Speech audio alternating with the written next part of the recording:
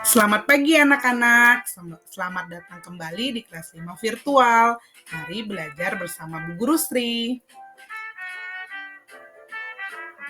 Pada pertemuan kita kali ini, kita akan belajar di tema 2, udara bersih bagi kesehatan, subtema 2, pentingnya udara bagi pernafasan, pembelajaran 1 dan 2.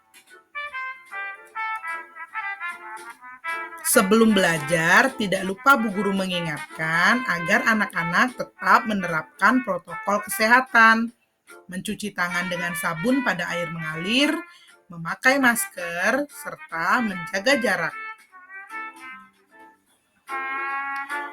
Pembelajaran kita hari ini memiliki 3 tujuan, yaitu yang pertama, dengan membaca teks, siswa mampu menguraikan informasi tentang penyebab terjadinya gangguan pada organ pernafasan manusia secara tepat. Yang kedua, dengan membaca teks, siswa mampu menjelaskan informasi tentang berbagai penyakit yang berhubungan dengan organ pernafasan manusia secara tepat. Yang ketiga, dengan membaca teks, siswa mampu menjelaskan informasi tentang properti tari dengan tepat. Nah, coba kalian perhatikan gambar berikut ini. Pada gambar, tampak Siti, Dayu, dan Edo sedang berjalan di trotoar. Mereka bertiga terlihat menutup hidungnya. Nah, kenapa mereka menutup hidungnya? Jadi mereka menutup hidungnya untuk menghindari asap kendaraan masuk ke saluran pernafasan. Karena asap kendaraan yang masuk ke saluran pernafasan dapat menyebabkan kita menjadi sesak nafas, bahkan sampai terbatuk-batuk. Nah, anak-anak, udara kotor seperti asap kendaraan, asap pabrik, serta asap pembakaran sampah itu sangat berbahaya bagi kesehatan pernafasan kita. Nah, apa saja hal-hal yang dapat mengganggu pernafasan kita? Mari kita simak informasi berikut ini. Nah, faktor-faktor yang menyebabkan gangguan pernafasan kita ada 3 ya. Yang pertama adalah faktor fisik. Adanya kelainan pada organ pernafasan dapat menyebabkan gangguan pernafasan. Misalnya pada bayi yang terlahir dini atau prematur, organ pernafasannya belum sempurna, sehingga memerlukan alat bantuan pernafasan. Nah, faktor yang kedua adalah faktor penyakit.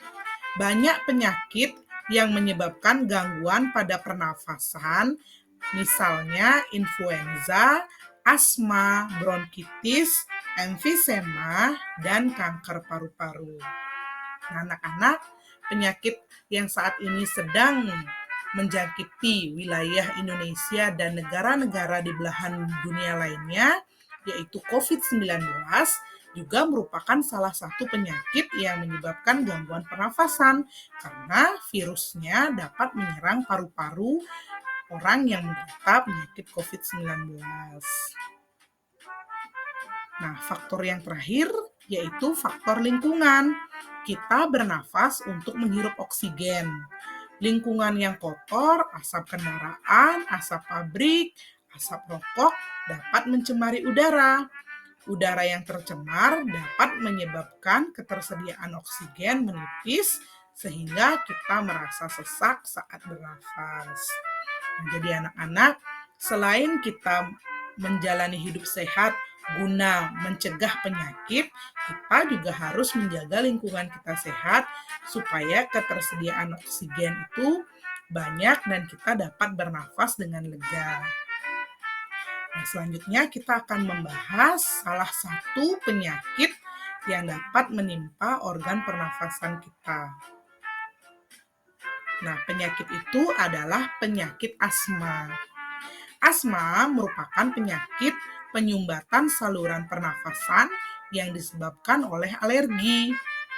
Pencetus alergi misalnya udara dingin, rambut, bulu, kotoran, debu, atau tekanan psikologis. Saat kesulitan bernafas, biasanya penderita asma akan segera menyemprotkan obat di dalam botol spray. Obat itu disemprotkan ke dalam tenggorokan. Tak lama setelah itu biasanya akan dapat bernafas lagi dengan lega. Nah, pada gambar juga ada penampakan bronkus orang yang normal dan bronkus orang berpenyakit. Jadi, tampak sekali perbedaannya bahwa bronkus normal itu salurannya lebih terbuka, sedangkan bronkus sakit itu salurannya lebih sempit, sehingga lebih susah untuk bernafas ya. Nah, gejala awal penyakit asma yaitu yang pertama, batuk terutama pada malam atau dini hari. Yang kedua, sesak nafas. Yang ketiga, nafas berbunyi yang terdengar jika pasien menghembuskan nafasnya. Yang keempat, rasa berat di dada. Dan yang kelima, dahak sulit keluar. Nah, dalam perkembangannya, pasien berpenyakit asma dapat mengalami gejala berat. Gejala berat adalah keadaan gawat darurat yang dapat mengancam jiwa. Gejala berat asma meliputi yang pertama, serangan batuk hebat, yang kedua, sesak nafas yang berat, yang ketiga, nafas tersengal-sengal, yang keempat, sianosis atau kulit kebiruan yang dimulai dari sekitar mulut. Kemudian yang kelima, sulit tidur. Posisi tidur yang nyaman adalah dalam keadaan duduk. Dan yang keenam, kesadarannya mulai menurun. Nah, untuk menambah pemahaman kalian mengenai penyakit asma, silakan kalian kerjakan tugas berikut ini. Yang pertama, apa penyebab penyakit asma? Yang kedua, apa yang terjadi pada organ pernafasan penderita penyakit asma? Yang ketiga, apa gejala awal penyakit asma? Yang keempat, bagaimana kondisi pasien asma yang mengalami gejala berat? Yang kelima, mengapa pasien asma yang mengalami gejala berat harus segera mendapatkan perawatan? Nah, kerjakan ini di buku latihan kalian ya. Nah, anak-anak, dengan memiliki nafas yang sehat atau paru-paru yang sehat, kita bisa melakukan banyak hal. Salah satunya kegiatan yang memerlukan pengolahan nafas yang baik, yaitu menari. Nah, dalam tarian, banyak ada tarian yang menggunakan properti. Nah, seperti pada gambar ada tari piring yang menggunakan properti piring. Kemudian ada yang juga yang menggunakan selendang, topeng, dan lain sebagainya. Apa sebenarnya properti tari itu? Nah, mari kita simak informasi berikut ini. Properti tari adalah benda yang digunakan penari dalam melakukan gerakan tari. Benda yang dapat digunakan menjadi properti tari diantaranya selendang, topeng, gandewa, tombak, piring, kipas, dan tameng. Nah, apakah itu saja?